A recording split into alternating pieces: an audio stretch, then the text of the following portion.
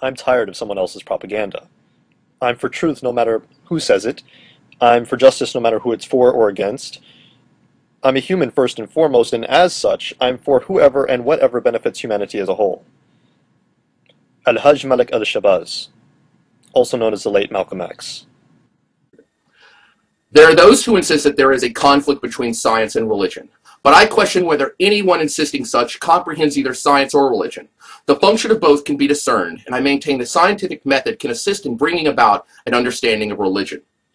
There are channels that promote science education on YouTube, such as the NCSE, the National Center for Science Education, 2, vloggers such as Don Exodus 2 and Thunderfoot. The latter began as activists to expose the dangers of creationism. As such, does in fact promote a conflict between science and religion. Don Exodus 2 started his YouTube channel in order to serve as a reference for those who sought to defend science and debate creationism. He saw so much misunderstanding and misinformation about scientific issues and sought to provide clarity and well-reasoned arguments against creationist rhetoric. Thunderfoot also started out as an activist vlogger, and shortly thereafter the focus of his channel shifted towards refuting creationist claims. He gained considerable popularity with his series, Why Do People Laugh at Creationists? Venom Fang X, a radical Christian creationist blogger, was Thunderfoot's most notable opponent. Venom Fang wrongfully filed DMCAs against Thunderfoot's videos, attempting to illegally censor and silence his arguments. Thunderfoot forced Venom Fang to make a public apology for his unethical actions. Thunderfoot's friend and attorney, DPR Jones, felt the need to play armchair psychologist, making a psychological assessment of Venom Fang. After Venom Fang X left YouTube, Thunderfoot and DPR Jones joined in with well-known anti-theist Fact vs. Religion in a Skype call along with Venom Fang and his father, which resulted in publicly disgracing Sean. This came about after Jordan Owen 42 had the audacity to look into Venom Fang's grossly personal information and contact his father. Ray Comfort, a slimy used car salesman type who uses Christianity as a tool to exploit others, agreed to meet with Thunderfoot. And what required a strong, forceful Christopher Hitchens approach, Thunderfoot went soft against this absurd banana man. Because of the format, Thunderfoot's usual tactics were not possible in a live one-on-one debate. It is widely considered he failed miserably. Thunderfoot proved he could not answer actual arguments in debate as he relies heavily on character assassination, a tactic frequently used against his online opponents. Thunderfoot produced videos about Christianity in a short-lived series entitled The Bible for Beginners, and later even asked if God was a volcano.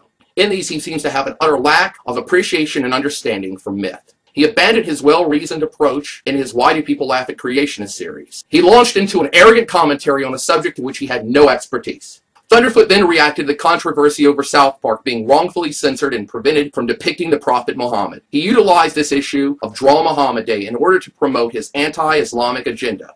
Yet he and many of those he associates with could not distinguish between actual social criticism of a religious figure and depictions of racist, bigoted stereotypes. Thunderfoot spoke about awakening a sleeping giant, a line from a movie that is wrongfully attributed to the actual historical Admiral Yamamoto. Ali, a Muslim vlogger known as Dawa Films, made a reply to Thunderfoot, which was grossly misinterpreted. He did commit one cardinal sin, though, by playing into the various stereotypes that many make against Muslims with his poorly chosen words. Ali stated, "Send you to the God you wish you knew." This was a grave error on Ali's part, and Thunderfoot capitalized on this and made it out to be a death threat, once again playing the fear-mongering card to his sycophants. Despite Ali's clarifications, as well as those by Conference Report, Jasper Abbey, and Tooltime 901, amongst many others, who have already explained this in detail, what Ali said was not a death threat, something Thunderfoot is well aware of. He continues to make this baseless and false accusation. Together for Peace sums up this mess quite well. Is Dawa Films' assessment of what you were saying correct? Is his assessment that you want to use this force, like nuclear force, for the purposes of destroying people who don't think like you, destroying Muslims and non-Muslims? Is that what you were saying? If that's what you were saying, then indeed, I stand behind what Dawa Films has said. If you seek to destroy people just because they disagree with you, because they hold a different ideology, a different perspective on things than you, and you just want to destroy them just for the purposes of because they disagree, then certainly I have a problem with that too. However, I just didn't get that that was what your video was saying. So given that that's not, assuming I'm correct, that that's not what your video was saying, then why are you taking this clip from his video and sensationalizing it and making it sound like he's threatening you? Instead of just merely saying, you know what, Dawa Films, that's not what I was saying. So it makes me wonder. I'm like, okay, now I'm confused. Was Thunderfoot's video what seemed to be clear to me? Is that what he was really saying, or is it not clear? And what Dawa films is indeed sort of what Thunderfoot meant by it. But no, you don't do any of that. Instead, sensationalist mischaracterization of what Dawa films says in the entirety of his video. I have little respect for that type of approach. Thunderfoot still continues to insist that Ali, who he refers to as a, quote, primitive lowlife, believes his religion mandates the right to kill innocent people. He even refers to Islam as, quote, some barbaric Middle Eastern cult, end quote. Thunderfoot fails at proving his absurd accusation beyond a reasonable doubt, while turning this into nothing but a semantics game, which of course only Thunderfoot is exclusively capable of interpreting accurately. He smears Ali and all Muslims, saying that actions by them are ones that even hate groups stay clear of. YouTube blogger Happy Cabby implied to Ali that Thunderfoot contacted the FBI regarding a death threat. Thunderfoot was asked to verify this in a blog TV show and refused to do so. Now Happy Cabby has suddenly changed his mind and said he was mistaken. Thunderfoot now says he never took a death threat that never even occurred in the first place seriously. We still don't know what happened, but we do know it is a crime to file a false claim with the FBI. Ali was targeted by Thunderfoot sycophants with a hate campaign, which Thunderfoot has never publicly objected to. This has continued for 5 months, with Ali receiving death threats and excessive cyber harassment, despite his numerous attempts to clarify his statements and reason with his detractors. So why doesn't Thunderfoot wish to speak out against bigotry, cyberbullying, and harassment, all done in his name, an activity which he regularly complains about being carried out by theists in the name of God? Allegations were made that Ali was after Thunderfoot's personal information. Ali's search for information was never a secret, though. It was well known, as he did so publicly in full light. All the information Ali sought was in relation to who Thunderfoot was professionally, not where he was or could be found or any other grossly personal information. There was no malevolent intent whatsoever. Ali stated in a Skype chat log with Dixie Comic, and I quote, "I just want to make it clear because I have no interest in hurting him." Ali never was interested in any personal information. Ali only wanted to verify Thunderfoot's profession to understand who he was dealing with. As for the possibility of contacting Thunderfoot's employer, that was purely emotionally speculative on Ali's part. Ali has stated many times he would only take proper, appropriate legal action if solid evidence required him to do so after consulting an attorney. DPR Jones also said at one point, when he acquires information on another user online, that "I don't intend to use them, but I like to be armed with info just in case." He dubiously tamed the grossly personal information of Venom Fang X through unspecified methods, and had the audacity to send holy water via Peter Popoff to his address. I also realised that I was wrong when I said in part 1 that I hadn't disclosed your information. I have. I disclosed it to Peter Popoff. I hope you enjoyed the spring water I sent you.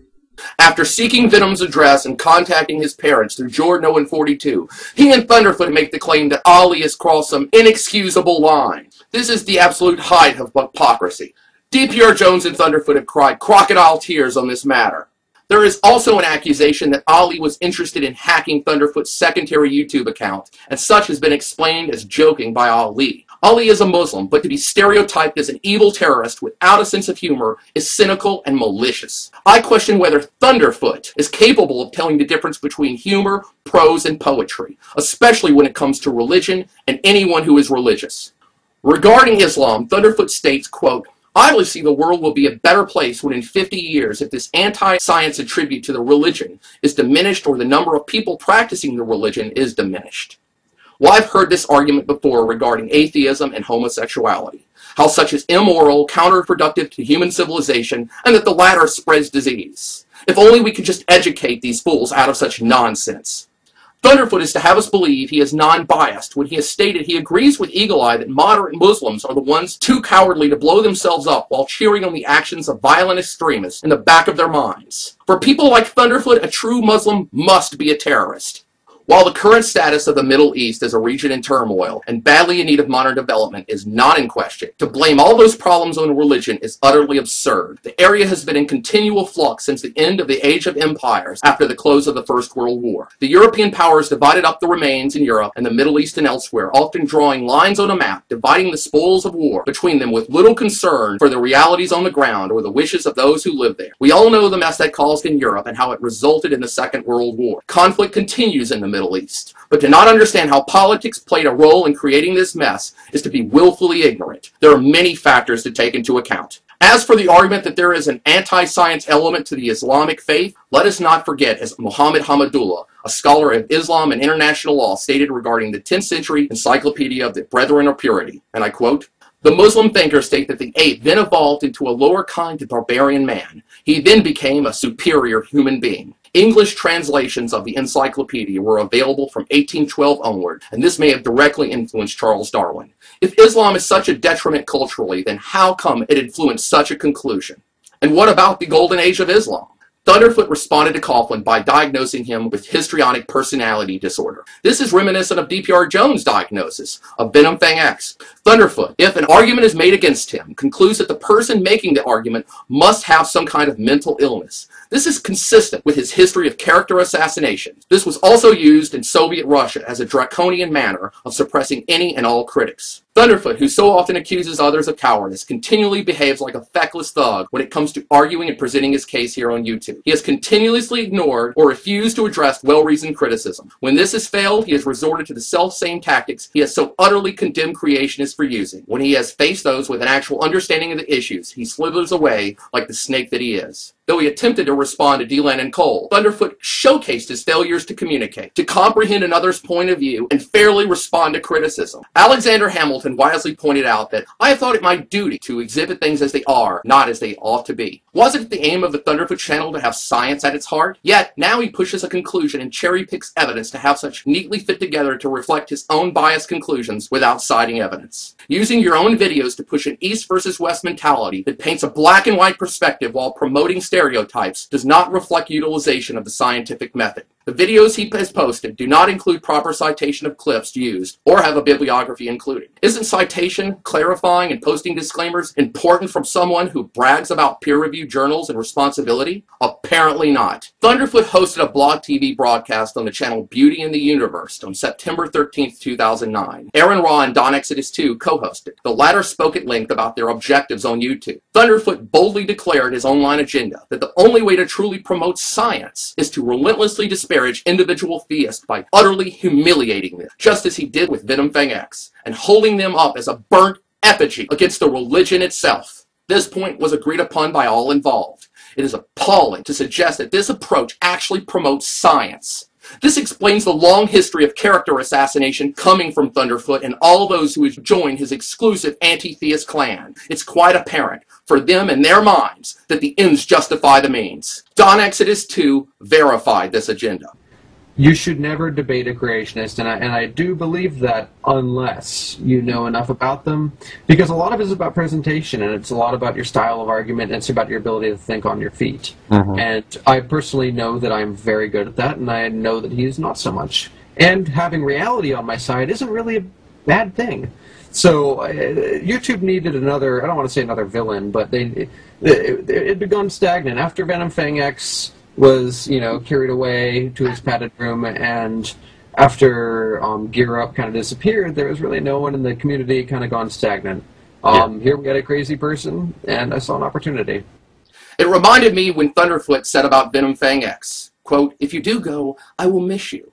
It will be hard to find someone as worthy as you for being the poster boy for creationist stupidity." Is it any surprise that Thunderfoot went from this ad hominem campaign of referring to Venom Fang X as PCS, the poster boy for creationist stupidity, to referring to Ali, Dawa Films, as PISS, the poster boy for Islamic stupidity? So, they play armchair psychologists, judging and condemning their targets as being mentally handicapped, maligning their character with droves of followers who harass and ridicule them to their breaking point. Is it conscionable to attack someone you believe to be mentally ill? Is it ethical to attack someone based on their inability to properly understand religious text? Is it scientific to preach certainty of absolute truth? I am for criticism of religion, but this isn't valid criticism. It's malevolent. Now the objective is no longer the advancement of science, but to prey upon others they deem to be intellectually inferior in order to inflate their own egos. Worst of all, they do so in the name of logic and reason. Thunderfoot and Don Exodus 2, you may be scientists offline, but you are certainly not scientists online with this vile agenda. Finally, consider what Tooltime 9901 recently noted. Socrates said if he were ever to be shown to be wrong in an argument, that it would be a benefit to him rather than harm, because the person that was right simply stays right. But Socrates would have been purged of one more false point of view.